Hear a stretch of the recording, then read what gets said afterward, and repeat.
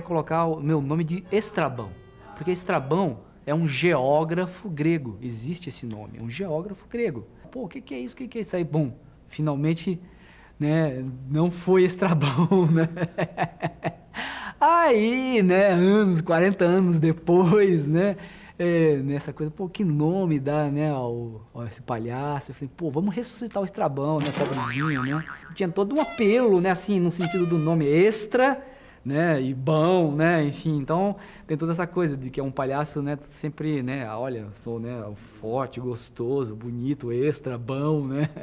Um passo lento e bem baixo. Eu me considero uma atriz dramática, embora eu tenha muito carinho e aprecio enormemente os palhaços. E eu sou apaixonada por humor. Eu talvez seja, inclusive, mais engraçada na própria vida do que tentando ser um clown. No outono e o triste inverno trocam-se as roupas e o mundo atônito não os distingue nessa confusão. O Léo Bassi, ele esteve aqui no Brasil e alguém perguntou para ele por que o nariz do palhaço é vermelho. Aí ele falou assim, é para lembrar do bêbado. O bêbado fica com o nariz vermelho, né? E quando você está bêbado, você está... Não tem a censura, né? Você faz aquilo que você quer fazer e dizer. Porque o sapato do palhaço é um sapato grande. A história do palhaço vem de uma classe inferior, né? E pé de pobre não tem tamanho.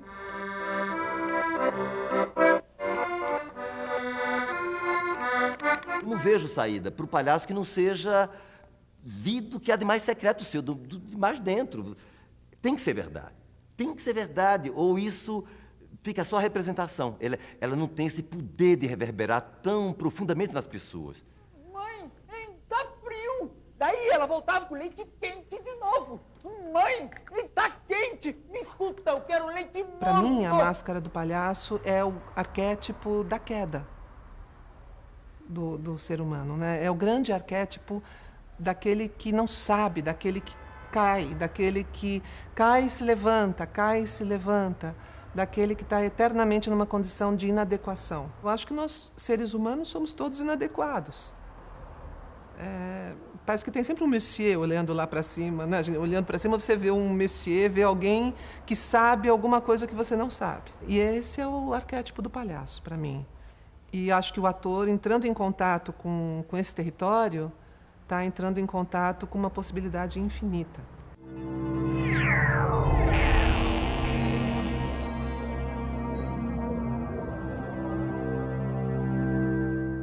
Andando. Sou formada pela Escola de Arte Dramática. Entrei em 82. Em 83, foi meu encontro com o clown. Estava passando por lá o Francesco Zigrino, que é um diretor italiano, e, convidado pela ECA, fez uma oficina de clown. Que diabo é oficina? O que é isso? O que é isso? Né? Então, e fui fazer. Nesse caso, seria o palhaço, né? É brincar consigo mesmo, com a própria história que você está contando. Então, meu encontro foi aí, foi em 83, na Escola de Arte Dramática. E não só eu, né? Mas também, junto comigo, várias pessoas que hoje trabalham com a linguagem. Eu, a Tiche, a Quito. Pessoas que estavam interessadas em descobrir outros caminhos. Eles estavam em busca de um teatro mais não realista. Essa era, né? Era a grande questão que se colocava naquele momento. Enfim, foi aí esse encontro, né? Nesse momento, no início dos anos 80, em que a gente se deparou com as máscaras, né? Da comédia. Uma outra maneira de se fazer e ver, né, teatro. Clown, que é a menor máscara do mundo e que dentro de toda uma pedagogia das máscaras do Lecoq, né, ela carregaria todo esse passado, né, das outras máscaras. Né? É uma máscara que você tem que descobrir, você que tem que dar vida a essa máscara. Por isso ela é dentro da pedagogia do Lecoq, ela é a última das máscaras, né? Então, na verdade, o meu trabalho começa assim, a pensar na máscara mesmo, né? O nariz enquanto uma máscara. Saber que ali, né, tem algo que modifica a tua respiração, principalmente no primeiro momento. E isso vai determinar um outro estado teu. Né? Então, a partir dessa relação tua da respiração, né, e do contato com essa máscara, com este novo adereço, entre aspas, né, você começa a descobrir um outro você, né? Deixar você em contato com esse teu lado mais ridículo, muita gente chama de ridículo, né? Eu gosto muito de falar assim, desse seu estado mais natural, mais espontâneo.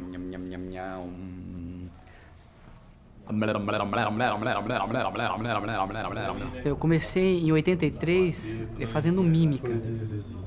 Fiz curso com a Denise Stoklos, com o saudoso Paulo Eutaca. E sempre, claro, uma mímica que tinha... Eu buscava uma mímica mais humorística, né? Porque na mímica a gente pode fazer também drama, claro. Né? Mas sempre tem esse viés do humor.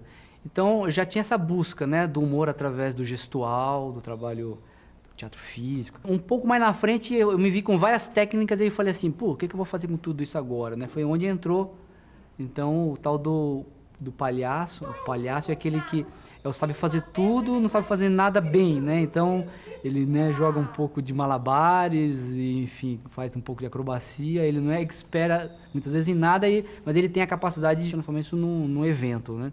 Então, aí depois trabalhei na companhia Philippe Jonty, né, companhia francesa, em 89 fui para lá, que não era exatamente, não tinha uma relação com o palhaço. E aí, nos tempos que eu tinha, né, livres, né, na companhia, eu fiz vários cursos de palhaço de teatro, né, com o Philippe Goulier, né, que é um dos mais conhecidos, né, e vários outros. E quando volto ao Brasil, então, né, em 95, já com esse interesse assim bem mais solidificado, né, uma bagagem, uma técnica, né, maior, então eu passo a ministrar vários cursos, né, de palhaço. Foi quando conheci a Nora, a gente funda a companhia Mega Mini, que nunca teve assim a intenção de ser uma companhia que trabalhasse o palhaço no primeiro plano, né, tanto com ou sem nariz vermelho, a maquiagem, né, mais palhacesca, mas que a linguagem palhacesca, vamos chamar assim, fosse suporte, né, dos espetáculos, né, sempre tivesse o tom do humor. Fiz a universidade em Porto Alegre, trabalhei anos paralelamente com a Marilena Lopes, que trabalhou na escola do Lecoq e que trouxe para o Brasil aquele lindo trabalho dos Reis Vagabundos. Então, a Marilena Lopes, ela traz essa técnica do Lecoq, ela estudou na pele como atriz. Mas, enfim, na universidade, já no final, os meus colegas quiseram fazer clown. Eu queria fazer outras coisas dramáticas. E eu tive uma experiência muito intensa e bastante difícil com a Marilena. Então, eu estava no teatro com ela, fazendo maravilhas, me sentindo muito à vontade, muito bem nas coisas mais dramáticas e sofrendo, pastando que nem o cão lá dentro. E vendo que eu tinha dificuldade justamente por causa do tempo. É incrível como você precisa estar relaxado, tranquilo, respirando. Eu acho que eu sou uma pessoa muito ansiosa. Vim para São Paulo, conheci o trabalho dele, fiz oficinas com a Ângela de Castro, com a Beth Lopes, fiz várias oficinas com ele, que me ajudou muito. Então, eu não me considero, eu percebo claramente que eu não tenho um clown, nem domino na medida que eu mesma gostaria. Mas eu acho que você fazer humor e ser a figura da escada que propicia que o outro, realmente, aquele que é o clown, aquele que é o palhaço, possa fazer a piada, consiga fazer a gag, já é alguma coisa bastante interessante. E eu acho que é difícil, Então, hoje eu acho que eu aliviei, eu acho que eu consigo fazer humor, eu consigo talvez realizar um tempo de humor que não é propriamente o clown, mas que ajuda o clown. Porque a verdade, quando ela chega até nós, ela é tão vasta, tão imensa e tão exata, que a gente acaba perplexo com a perfeição. Eu me formei pela Escola de Arte Dramática em 1989. Um belo dia, a Thaís Ferrara, que era minha colega, ela falou assim, eu fiz uma inscrição para nós duas numa oficina de clown na Oswald de Andrade com Fernando Vieira. Aí eu falei, não, eu não vou fazer. A Thaís falou, não, se você não vai, eu não vou. Eu falei, tá bom, então eu acabei indo. A gente chegou lá, não estava o Fernando Vieira. O Fernando Vieira conseguiu um trabalho no Rio de Janeiro, mandou a prima. Era uma figura estranha. E ela estava chegando da Europa, estava chegando do Philippe Gaulier, e era a Quito, a Cristiane Paoli Quito, que é prima e irmã do Fernando Vieira. E nós ficamos com a Quito, na verdade, assim, eu estou com ela até hoje, são quase 20 anos de pesquisa, porque nós começamos em 91, era uma turma muito grande, uma oficina para 30 e tantas pessoas. Dessas 30 e tantas pessoas, nós ficamos em 15, ficamos em 9, ficamos em 4. E esses 4 fizeram com ela o Quadrimatse, que foi um espetáculo que mudou a nossa vida. Éramos a Noêmia Duarte, o Valmir Santana, a Thaís Ferrara e eu. Os figurinos eram do Leopoldo Pacheco, era o roteiro do Eduardo Amos. Foi uma experiência, assim, eu posso dizer que a minha vida, na verdade eu tenho 2 momentos assim, Beth antes e depois da IAD e Beth antes e depois da Quito, desse contato com a máscara. Eu acho que foi aí que realmente eu comecei a entender qual seria o meu caminho como atriz, porque eu me vejo como atriz, apesar de dirigir e trabalhar como professora também, eu me vejo como atriz, principalmente. E eu acho que se não fosse esse trabalho com a máscara, não sei se eu estaria aqui hoje.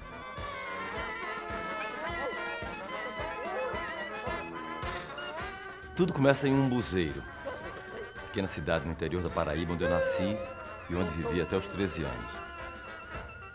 Aí, com 6 anos mais, eu creio, eu fui ver um circo uma noite. E nessa noite havia uma primeira parte de variedades do circo e na segunda um melodrama. Então eu conheci o teatro também. Era um clássico do circo, um melodrama de origem francesa, A Louca do Jardim. Então tudo começa aí, tudo começa e eu vou passar a brincar disso, vou criar melodramas, que é o que eu conheci, onde nessas cenas dramáticas eu tinha que morrer em cena. Saber cair, saber morrer em cena, para mim era sinônimo de ser bom ator.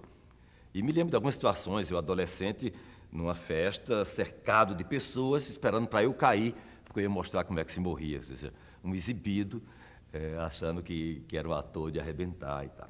O fato de circo e teatro terem vindo juntos, ator e palhaço juntos. O palhaço é como se o riso não era a principal coisa que eu via no palhaço. O palhaço me comovia. Eu percebia desde muito pequeno que ali estava o patinho feio da condição humana, né? Aquela criatura que reunia tudo que é risível no humano e punha em si. Pança, careca, nariz vermelho do bêbado, sapato grande, roupa curta, roupa grande, tudo fora, tudo em desequilíbrio. E isso vai marcar toda a minha trajetória. Muito tempo depois, já com 21 anos, quando fundamos a Piolim, a Escola Piolim em João Pessoa, numa atitude meio de guerrilha, com a ocupação clandestina de um convento barroco de 3 séculos atrás, que estava abandonado. Quer dizer, a ação não foi diretamente essa. A gente tentou conseguir com Dom José Maria Pires, o arcebispo da Paraíba, naquele momento. Vamos ao arcebispo da Paraíba, que diz, aquele espaço é da igreja, mas está cedido ao Estado para que ali funcione o Colégio Estadual do Roger. Com a ameaça de cair o prédio, muito antigo, o colégio saiu, aquilo está abandonado, mas eu não tenho autoridade para repassar adiante, já que está oficialmente na mão do Estado. E isso foi o pretexto para que a gente, no outro dia, entrasse lá no espaço, dizendo que éramos da secretaria, que íamos montar uma escola ali, e assim fizemos. E nascia assim a Escola Piolim. Agora, olha para mim, silêncio total! Detrás da mesa, devagar. Quando eu chamar, tu volta. Silêncio total, vai desaparecendo, criatura. Calma, Wanda, deixa o dedo levantado. Não diga não, não. Desaparece. Tcharam! Silêncio total, silêncio total. Nós fazíamos na época um espetáculo de rua. Atenção, Talvez tínhamos sido o primeiro grupo de teatro, não da cultura popular, mas de teatro, de jovens, de atores, a montar um espetáculo e sair pela rua, sem patrocínio, sem nada. A ideia era descobrir o espaço cênico da rua. Montamos a viagem de um barquinho, de Silvertoff, criamos um personagem a mais, uma professora Silência, para criar um certo conflito maior para a rua. As pessoas amavam, mas nos olhavam assim, do pé à cabeça, como dizer, esse povo não é daqui da comunidade. Talvez pelos cabelos enormes que tínhamos.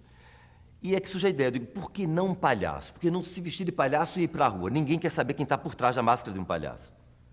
Então a minha ideia era esconder um pouco minha identidade, o tamanho do meu cabelo, e criar um vínculo com aquela comunidade onde estávamos fundando a Escola Piolim. O fato é que isso vai durar 4 anos. A proposta era todo sábado, às 3 da tarde, sair caracterizado e passear pelas ruas do bairro. O material que o Chuchu possui hoje foi fruto daqueles 4 anos de improviso. A criação do meu palhaço, do Chuchu, é bastante singular. Eu não fiz nenhuma oficina, não saí para a rua para criar um palhaço. Era apenas um ator, agitador cultural, com uma gestão aí, já que eu era o diretor dessa escola alternativa e querendo estabelecer um vínculo com aquela comunidade. Então, não havia nem sabia disso, de curso de palhaço, isso ainda não era uma coisa que existia. Havia um contato, sim, com o circo. Então, se eu ia de João Pessoa para Recife, no carro de algum amigo, e víamos um pequeno circo na estrada, que era comum naqueles canaviais ali do interior de Pernambuco, Paraíba, perguntávamos os horários do espetáculo e, na volta, agendávamos o horário da volta para passar ali na hora do espetáculo e poder assistir. E isso me ensinou muitas coisas. Ensinou que um pequeno pano de roda, ou seja, aquele circo que não tem todo, é apenas um pano que tapa as laterais dele, algumas estacas e sacos costurados tampando aquilo ali, deve ser visto. Ali deve ter um palhaço genial. Porque ninguém se aventura a ter um pequeno circo, que nem tem um circo, não tem nem a lona, se não tiver um palhaço genial. A experiência de ver pequeno circo me ensinou isso. E aí eu vi palhaços incríveis. Um deles, o Pichilinga, cheguei a arrastar ele, a mulher e 13 filhos para a Escola Piolim, para nos ensinar e orientar e conduzir a construção da nossa primeira lona de circo artesanal. Algodãozinho, tingindo os panos com parafina, tinta xadrez. E aprendi muito com o Pichilinga, vendo ele atuar dentro do Circo Continental. Então, meu aprendizado era ver palhaços e sair para cantar O Raio, o Sol Suspende a Lua, Olha o Palhaço no Meio da Rua, com a meninada correndo atrás, no grito. Já dá sustância, hein? Assim. Levanta a cabeça. Aqui. Aí é que vai cair a ficha. Aí que eu digo, epa, eu tenho um palhaço. Então, eu me descobri tendo um palhaço. Eu não fui buscar construir um palhaço, eu não fui fazer curso. Não, eu fui atender uma necessidade. E assim é todo o projeto da Piolim. Absolutamente orgânico. Se vamos montar uma peça com as crianças que estudam na escola e descobrimos que foi real isso, a atriz do Piauí, Fatoca, ia ser a professora na peça de uma história de uma escola, com um bando de alunos, e quando começamos a ensaiar, improvisar isso, descobrimos que essas crianças não sabiam ler nem escrever. Eram alijadas da escola. Decidimos, então, pesquisar e começar a alfabetizá-las. E aí nasce todo um projeto de educação popular que vai durar 33 anos. Então, as coisas lá vão surgir pela necessidade imediata delas. Hoje não, hoje a gente sente falta disso. E a luta hoje é outra, é por uma gestão compartilhada, um planejamento detalhado das coisas, mas no princípio era uma coisa de uma intuição muito grande, seguindo um fluxo conforme as necessidades iam apontando ou surgindo. E é assim que eu construo o Chuchu. Um exercício de estabelecer um vínculo com a escola. O Chuchu era tido como um morador ali da rua. O Chuchu era a minha parte mais essencial, a mais sincera, digamos, aquilo que era dado, compartilhado. Minha vaidade, que é enorme, quando oferecida como eu faço, perguntando a todo instante se estou bonito, me ajeitando, tornando ela ridícula, oferecendo ela aos outros, passa a ser generosidade. A minha vaidade. Chove.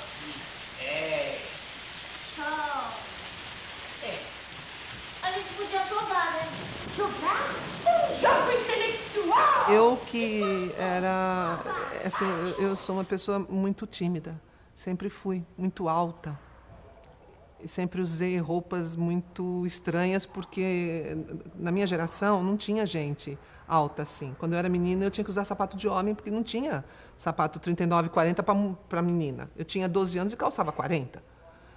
E naquela época não tinha. Hoje em dia a moçada é grande, né? Mas há 40 anos atrás não era. Então eu usava vulcabras, masculino. As roupas também não caíam bem em mim. Então, de alguma maneira, quando eu comecei a trabalhar com essa linguagem, o que apareceu foi essa criança inadequada. Né? Depois, um dia, eu vi a minha foto de 7 anos de idade, ganhando uma medalha na escola, e eu levei um choque, porque era a Elizabeth. Era ela estava lá. É uma pessoa extremamente desconfortável em relação ao próprio corpo, se achando muito inteligente. Não sendo inteligente, mas se achando. Eu não ficava com as crianças, eu não sabia brincar. E a Elizabeth, ela é, de alguma maneira, a recuperação desse meu estado de solidão infantil, né? De dificuldade de relacionamento com outras crianças, de se achar mais inteligente, de ser a primeira aluna da classe, de colecionar medalha, que eu não tinha com quem brincar. Eu brincava sozinha.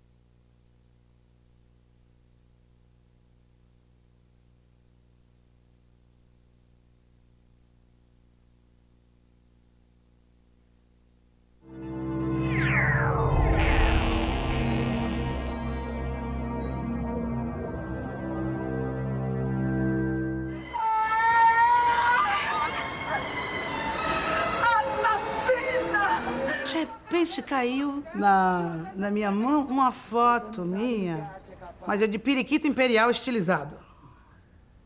Periquito imperial estilizado, eu devia ter uns 6 anos de idade, gorducha, como sempre fui, né?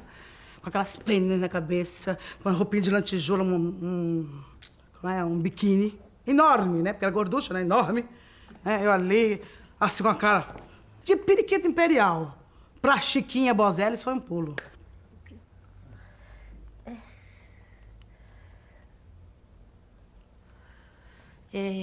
Então, eu sou a Chiquinha Bozeles. Eu faço também um espetáculo sem nariz. Já faço, já nem uso mais esse negócio aqui. Que agora a dona Negrão mandou eu colocar o nariz, viu? Mas eu já não. Eu sou um ser independente. Eu cresci. Eu vou dar uma passeada aqui. Dona Negrão tá me chamando aqui já. A Dona Negrão é o Messier Loyal, né? É o poder. É um personagem que eu criei para justamente trabalhar como professora, né, de palhaços. Essa lanterna é a lua.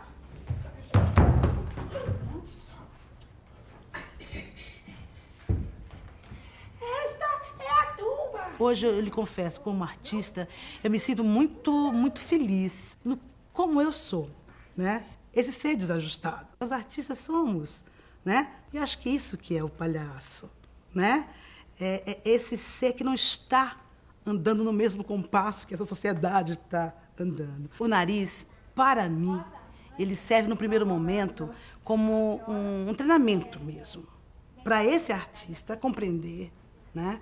E ajudá-lo a buscar esse estado, né? Um jogo cênico, né? E uma verdade. Eles sempre perguntam, primeira pergunta que fazem pra mim, qual a diferença entre clown e palhaço? Eu, bom, o clown é palhaço em inglês, né? E não tem aparentemente nenhuma diferença. Mas o Lecoq, por exemplo, ele colocava uma diferença. Ele estava querendo falar alguma coisa, entendeu? Não desmerecendo de jeito nenhum o palhaço do circo, né? Mas quando o Lecoq coloca a palavra clown, ele está querendo falar justamente disso, de como é que essa tradição, né? Essa das máscaras, essa história, ela se presta, ela se serve para esse ator do teatro, no teatro, em busca dessa verdade, entendeu? Então, por isso que eu acho que quando você tem esse raciocínio, principalmente, desenvolvido, né? Já, você não precisa mais de nariz vermelho. Essa maneira de se fazer, de jogar em cena, de saber que tem, né, uma plateia, que estão sendo visto, isso é mantido no espetáculo, né? Então, isso eu acho que é muito além, né? Eu acho que eu estou querendo dizer que é não só não preciso do nariz daqui a algum tempo, mas também a coerência, né, do todo, de onde eu estou, né, do espetáculo, enfim, da encenação dele. Tem que haver, tem que estar, né, em consonância, né, com esse estado. Tem que o palhaço foi um encontro com a minha própria história, né, com a minha história, com a minha identidade, né, que eu sempre, assim, enfim, a gente nega, né, de onde a gente vem, né, que é negra, né, que é baiano, principalmente quando chega, né, nordestino. Então, essa primeira coisa, essa aceitação foi maravilhoso. E eu disse, isso pode ser muito bom também para outros.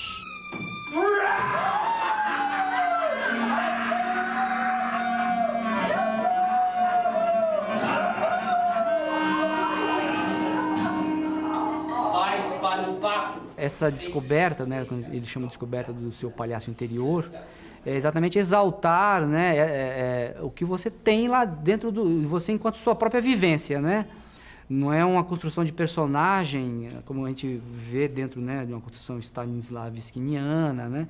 Então, você vai construindo, né, esse alter ego, vamos chamar assim, fora de você, né, ou em torno de você, através dessa, eu tenho isso, eu posso fazer isso, né? Eu tenho a capacidade de dizer isso também.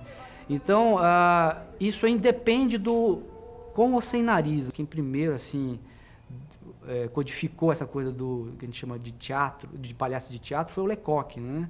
Então, dentro da escola dele, ele mostrou que era possível você fazer, né, um trabalho com a técnica do palhaço de circo adaptada ao teatro. Lá ele trabalha, então, essa máscara, né, que ele chama a mínima máscara de todas, né, porque antes ele trabalha máscara expressiva, enfim, larvárias, né, comédia dell'arte, aí depois ele disse que é o último estágio, né, até pro ator ele trabalhar essa mínima máscara, que é a máscara vermelha, né.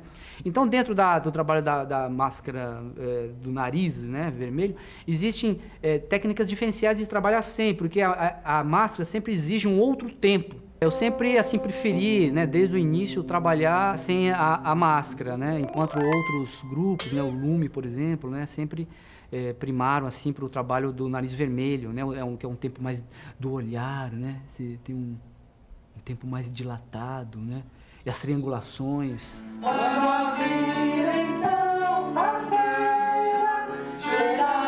Mesmo que eu me considere uma escada, eu não entro pensando que eu sou uma escada. Eu entro acreditando que eu tenho um palhaço e que a palhaça é Amadis, né? Que é o nome que eu escolhi, porque meu pai contava muito as histórias do Dom Quixote e tinha o Amadis de Gaula. E eu não sei num curso dele, ele pediu o nome, eu disse Amadis, né? Porque para ser um clown, no fundo, lá atrás tem que ter um guerreiro para enfrentar o público. É assim.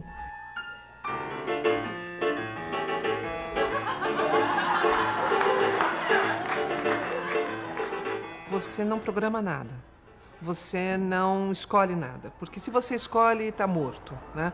O ator ou a pessoa que começa a trabalhar coloca a máscara e começa simplesmente a jogar, começa a obedecer os comandos, e o formador, a pessoa que está na coordenação e o público é que dão o retorno. Então, por exemplo, você coloca a máscara e te pedem para jogar, para fazer alguma coisa. Conforme você vai jogando, o teu raciocínio, a tua lógica começam a emergir. As pessoas que estão assistindo, o formador, o orientador, no caso, vai recolhendo esse material e vai te mostrando. E vai dando retorno para você. Então, aos poucos, você começa a se perceber. Aos poucos, você começa a entrar em contato com esse teu raciocínio. Você começa a perceber como é que você raciocina, como é que você reage em determinadas situações. Aí você passa, de alguma maneira, a se ver na sua persona cômica. Quando eu comecei a fazer essa pesquisa com a Quito, eu não escolhi o figurino, né? Aí eu fazia assim, isso eu estou falando por mim, mas normalmente é o que se faz com os clowns, né? A gente coloca o nariz e escolhe.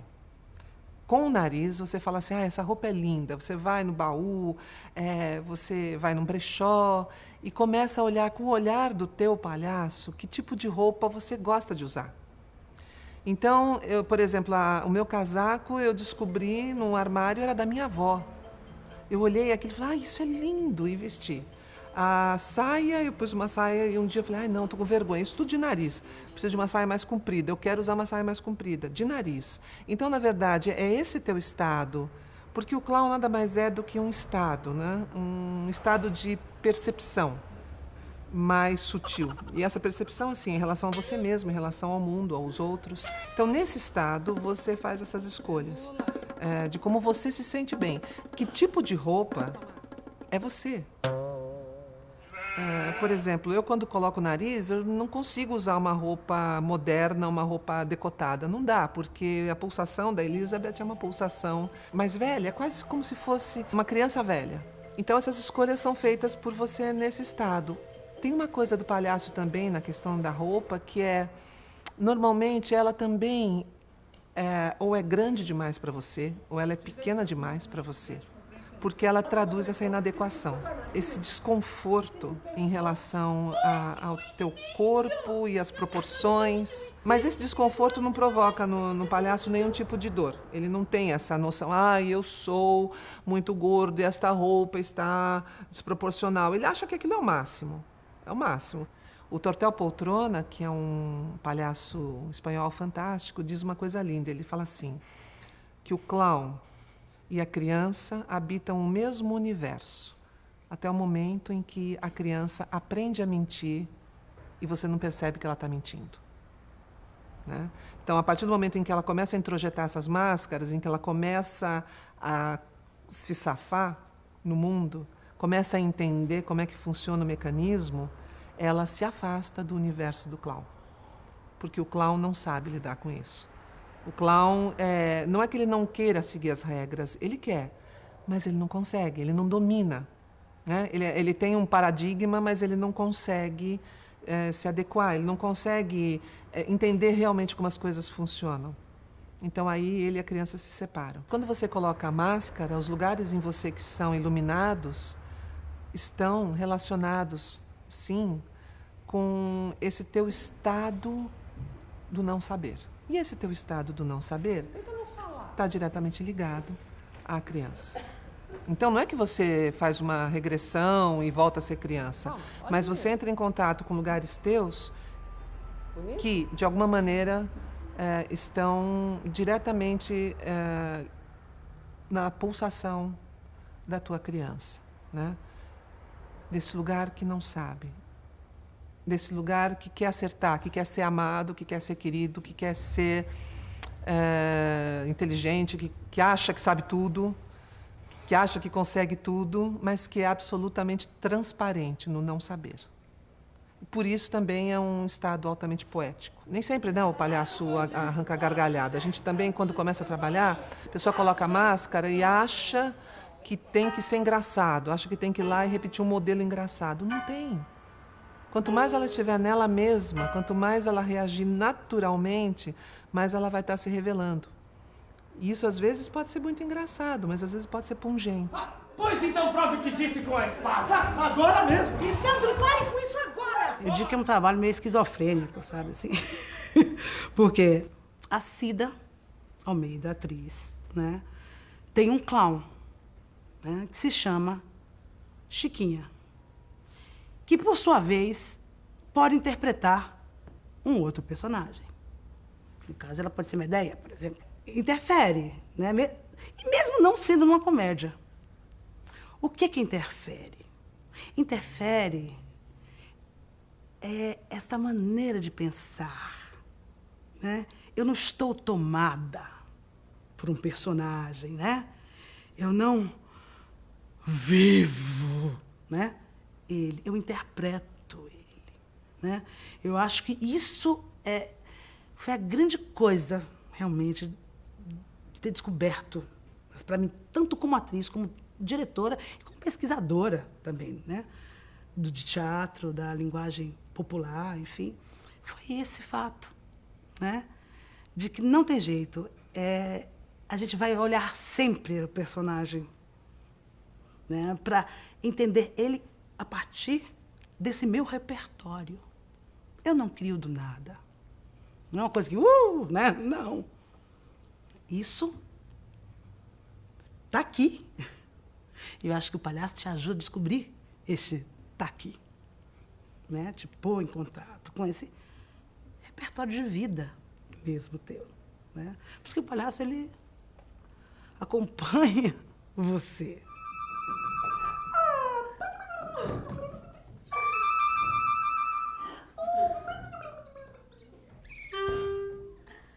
A técnica, né, claro, principalmente do palhaço de teatro, né, pregada, enfim, e difundida pelo Lecoq, é também uma técnica que não é muito usado isso no Brasil, né, mas na Europa é algo mais comum, que é as pessoas usarem os exercícios e a técnica do palhaço, até com o nariz vermelho, para fazer um trabalho de preparação de ator para uma tragédia.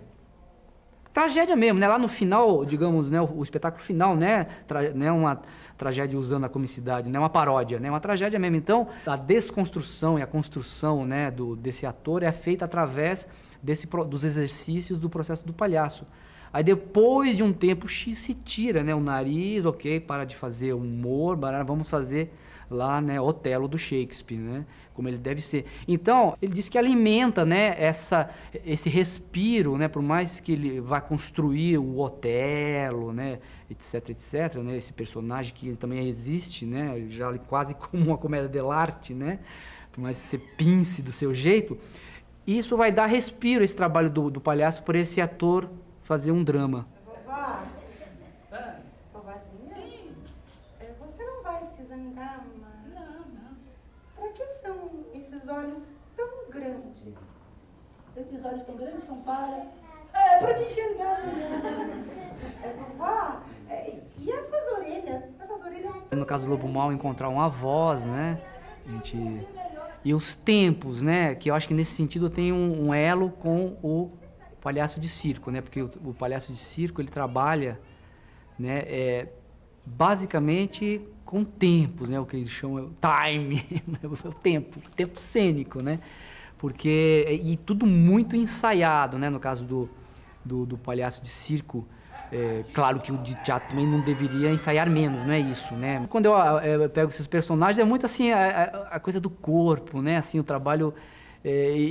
claro, porque no humor, por mais que seja às vezes uma risada, né, a gente tem o referencial do som, né, daquela pessoa que está rindo, né? Então a gente tem vários, né, como diz o Lecoq, vários graus, né? Você tem o sorriso, você tem o riso, tem, né, a gargalhada, enfim, né, vários níveis, né, disso. Então, às vezes, o palhaço, né, ou quem lida com humor, stand-up comedy, não importa, quem lida com humor ao vivo tem que se balizar pelo público. Pela reação. Né, pela reação, porque é uma reação física, né? Mas, enfim, que assim, fique atento, né? Não seja escravo do riso, não é isso. Aí que é onde você trabalha a ansiedade, né? Eu digo assim, você está fazendo algo para, digamos, gerar o riso.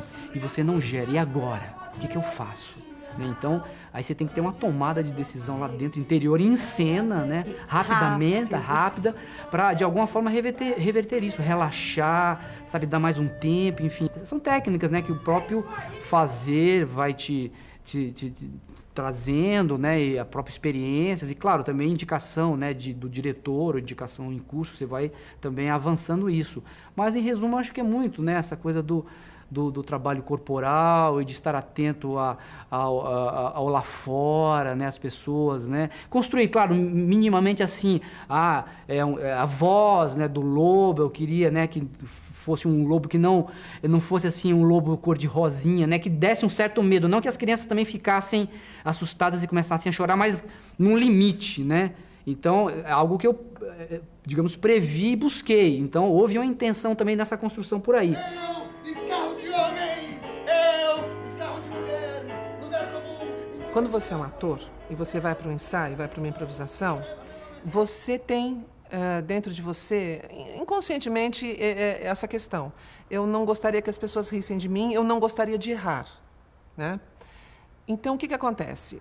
Você não arrisca, você não vai às últimas consequências, você, de uma certa forma, aposta em coisas que você já conhece, em coisas que você acha que vão funcionar.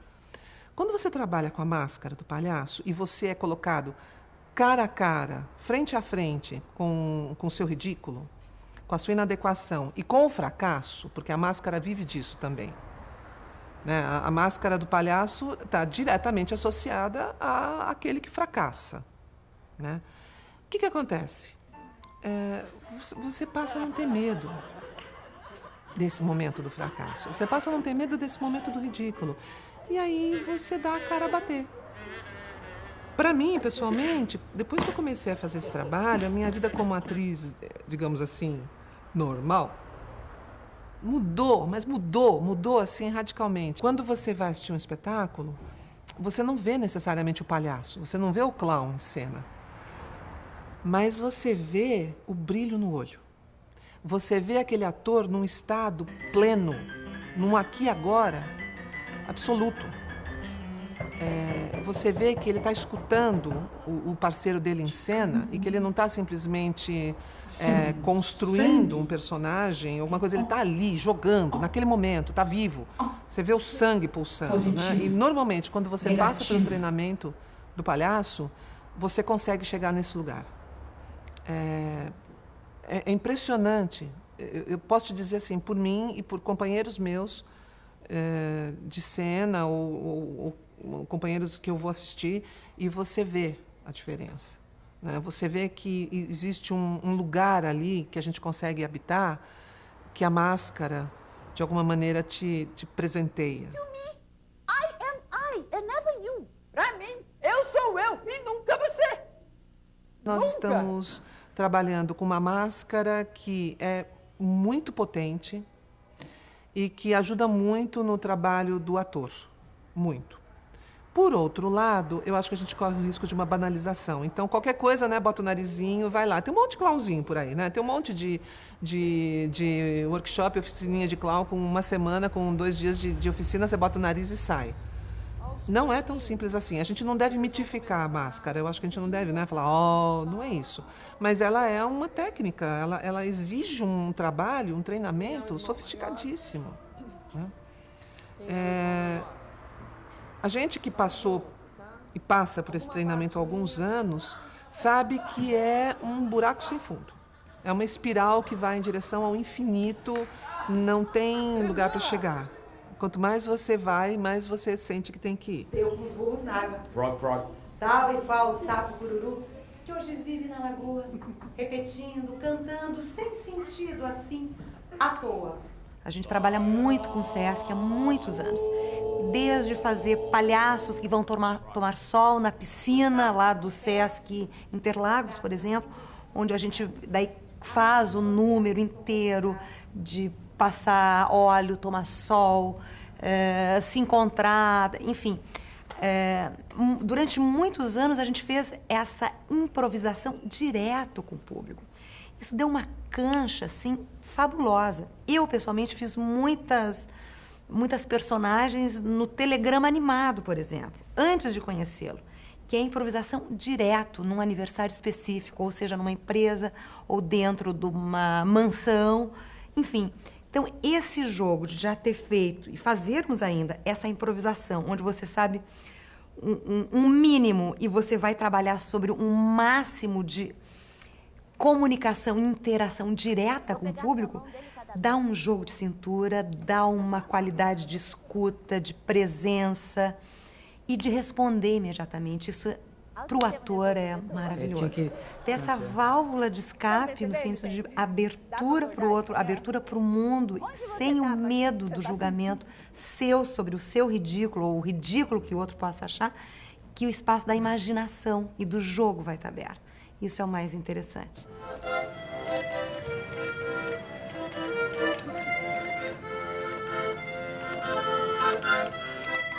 As pessoas mandam presente pro Chuchu, entregam a mim, e é pro Chuchu. Embora seja eu, né, há uma autonomia aí nessa persona. Eu morei 20 anos no Rio, mais de 15 ali em Laranjeiras. Não nos prédios de apartamentos enormes, eu vivia nos quartinhos de empregada desses prédios, que era o 6º andar. De quartinhos 3x3 com banheirinho. Mas eu morei muitos anos transitando por esses quartos pequenos, vivendo, me mantendo no Rio, lendo, comendo, vestindo com o que eu conseguia com o Chuchu. Com o trabalho de Chuchu, fazendo muita animação de festa, e era muito solicitado. Por sorte, ele era muito querido e as pessoas queriam muito vê-lo e tal. E há o caso, por exemplo, de Augusto, aí embaixo do prédio, que tinha 6 anos, fascinado por Chuchu, mas com medo. A irmãzinha maior, o pai, a avó, todos iam na janela, que tinha uma grade de ferro do 1º andar, e esperar Chuchu sair ou chegar. E Augusto estava sempre em pé, numa cadeira, por trás de todos eles, porque não tinha coragem de chegar na grade da frente. Então havia um grupo de amigos do palhaço, que essa relação era com o Chuchu, a esperar, e eu vi o Augusto crescer. Bom, Augusto cresceu, e era emocionante. Agora, ele já na frente da grade, com 8 anos, 9 anos, amigo de Chuchu. O tempo passou. Eles se mudaram desse apartamento. Muitos anos depois, vou fazer um espetáculo em Nova Friburgo. Na praça. Estou fazendo um espetáculo e tem um homem chorando na roda. Eu fico muito curioso. E quando acaba, ele está parado lá no canto. Eu me aproximo, brincando com ele. Era Augusto. Fui levado por Augusto, a mãe de Augusto, para a casa deles. Ou seja, foi como um reencontro que afora toda a emoção que possa me trazer isso,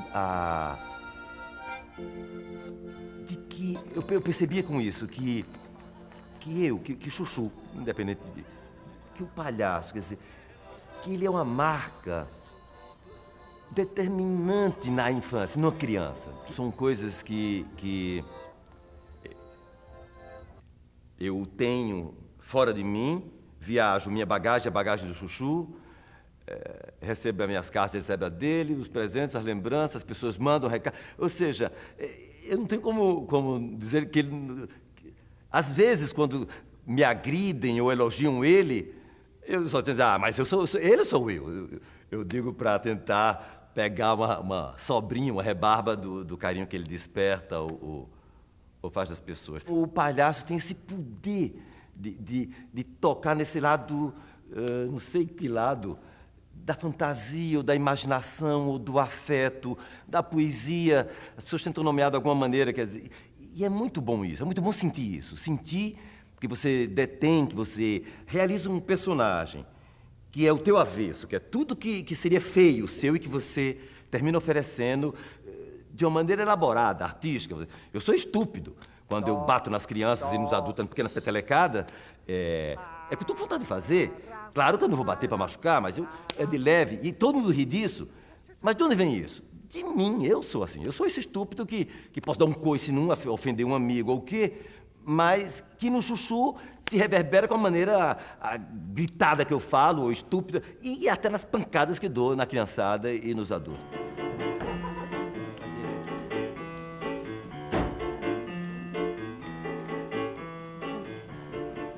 E eu não aceito, eu fico muito brava quando eu ouço, às vezes, as pessoas falando assim, essa moçada hoje, sabe, aquela coisa meio assim, antigamente. Não, antigamente nada, os caras hoje são ótimos. Os meninos são maravilhosos.